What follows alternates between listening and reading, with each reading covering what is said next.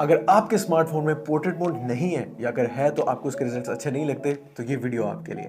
सबसे पहले play store पे जाएं और रीलेंस के नाम से एक ऐप है वो डाउनलोड करें। ये ऐप आपके स्मार्टफोन कैमरा सिस्टम के डेप्थ सेंसर्स यूज करके आपको आर्टिफिशियली बैकग्राउंड्स ब्लर करके देती है। सबसे पहले तो इसमें फुल मैनुअल कैमरा सिस्टम का आपको कंट्रोल मिलता है। आप अपनी मर्जी से कोई भी सब्जेक्ट को मैनुअली फोकस कर सकते हैं। I mean honestly, the focus shift is really very good. But अगर आप अपने सब्जेक्ट को मैनुअली फोकस नहीं करना चाहते, इसको ऑटो पे कर दें और जिस सब्जेक्ट पे टैप करेंगे कैमरा ऑटोमेटिकली उसको फोकस कर लेगा।